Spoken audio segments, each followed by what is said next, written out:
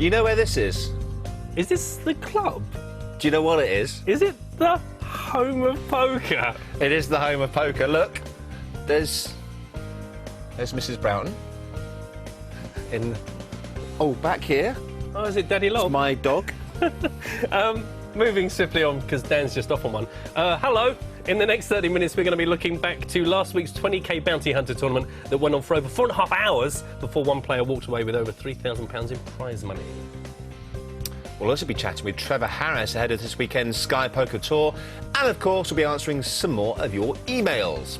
So, last Friday saw the first 20k guaranteed Bounty Hunter tournament, the largest televised tournament of its kind in the UK. It also featured 10 players who'd won their way into the game by the Bounty Hunter Championship.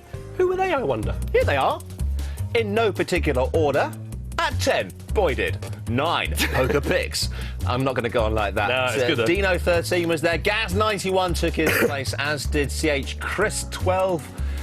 LMO 0791280 and Kestrel. Unfortunately, although they did very well to make the tournament itself, none of them went on to make the final table. How did you think they did? I think they did well. Our producer Alan says they did well. Good. Just a little bit unlucky, perhaps, not to make the final table, unlike this lot, who did particularly well. Yes, indeed. Well done to the likes of Curious Kev, Stu71, Teddy, KGB, DJ Blake, Red 12, Ox Bowler, all there in the money, all with head prizes and some dosh. Another player who made into the money, email us in, Nathan1988, also known as Nathan in the real world, says, and I quote, verbatim, I played in the 20k Bounty Hunter on Friday night and took a head prize of £260. My name is Nathan1988. I'm just going to paraphrase now. No, I'm not. I never have really had my hands rated, and I would like to see what you guys think of how I play. Thanks, guys. Keep up the good work. Probably addressed to me, that bit. Well, let's take a look at Nathan1988's hands, and perhaps we can rate him. How many hands would you have to see to be able to properly tell a player's style, perhaps? That's a very good question. Thank you very much. Thousands? Just because I can't be bothered to think about it, 50. No, I mean, actually, to be honest, if you saw about 100 to 200 hands of someone, I think you would be able to say, this is a loose aggressive player, this is a tight aggressive player. You know, I think watching someone play is far more important than looking at their results. This is good. Good raise, wasn't it? Nice raise. And the callers, I guess, OK callers. And the thing is, you know now, if you checked, somebody would bet. So just get your bet in there, because you want to keep control of the pot. You know, when you're betting, you're ahead. This is not great. I mean, not a big enough bet. Not a big enough bet, because Harbin thinks, I've got backdoor straight draw, and I've also got 2 overcards. I mean, this could work out well to a degree for Nathan, because now Harbin's got a reason staying there. Needs to make it more expensive now. Now he's checked. I hope this is a check raise, because Harbin has bet a decent size. This by right should be enough to get rid of Mimi. Mimi obviously still also has 2 overcards and the gut shot draw. Good fold. It's the wrong price. Yeah, very good Nathan fold. needs to go bang, drop the hammer, because before you know it, if another danger card comes down, great. Good. Well done. Hooray. Glad about that, because now Harbin is either going to have to commit to this and find that he's horribly behind, or he needs to get out of it. Not surprised to see he commits, to be honest with you, because as far as he knows, he's got top pair with a good kicker. As it stands out, he was just dead from all along. But it's a great advert for why you just got to watch out when you just go calling. Mimi would have sucked out then. He would have done. So Nathan, We like good, your play. I think the only criticism that Matthew had was the size of the bet after the flop. Yeah, it's just there was 400 in the pot. If you want to bet that way into 2 opponents on a kind of dangerous, probably needs to be more like a half to 2/3 of the pot. What about check raise on the flop? Check raise on the flop could have worked too, but sometimes what you don't want to do in a multi-way pot is check, and then 2 people check behind you, and then a card comes down, and Right. you've no idea if that free card helped them. So I would still say, if it's heads up, you can be a bit clever with it. But when you're out of position, I would always say just keep aggressive, because you don't have any other option. And if you make the wrong move, you either end up being check raised, or you can get a free card given to your opponent. So I think the way you played it was spot on, Okay. other than maybe a bit bigger an amount after the flop. There you go. So far, Good stuff. so good, Nathan. Both Matthew and I think you're a pretty good player. Let's carry on. That's very... What kind of rating should we give him as it stands? I'm going to go with yellow.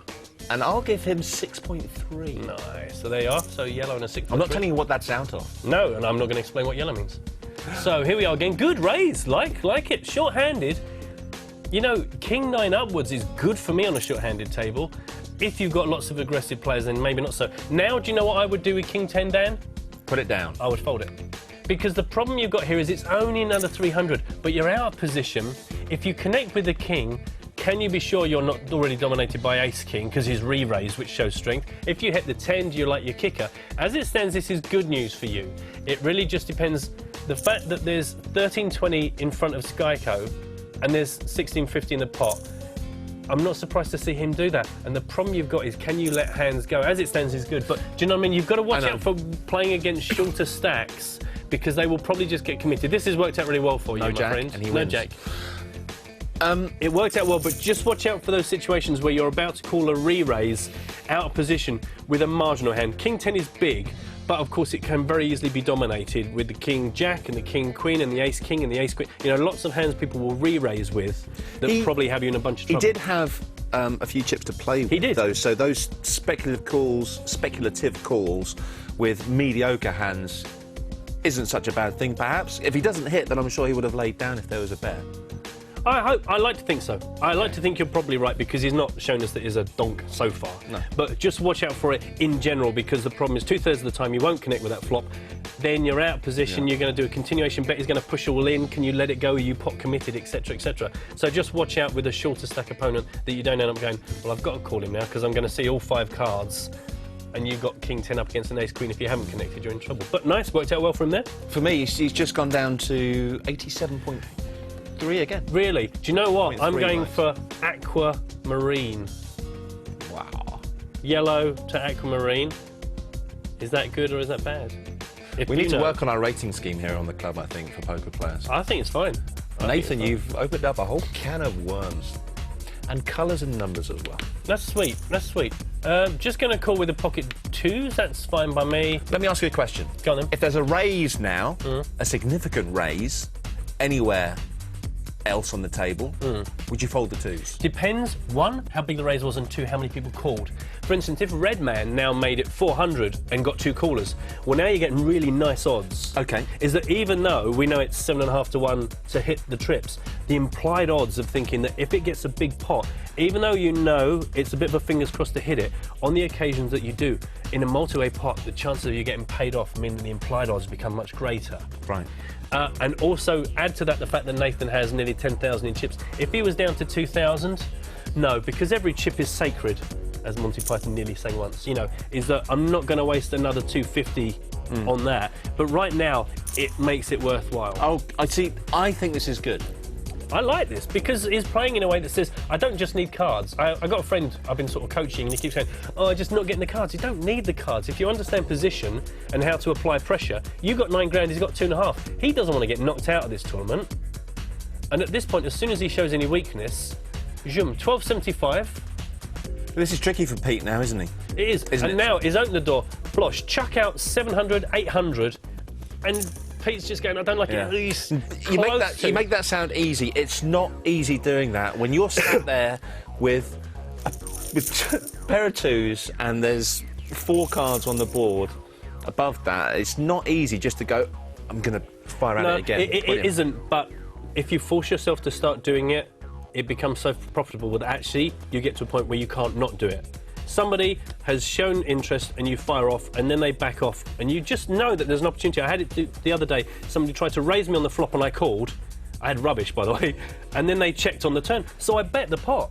And he just has to run away because he has to have such a strong hand. And I look so big at that point. So you've just got to look for opportunities. Don't wait for the cards. Look for opportunities to play in position against other people. Dangerous game, though, to do a lot of bluffing like that. Yeah, but it's not just bluffing. It's a considered opportunity move. Made that up.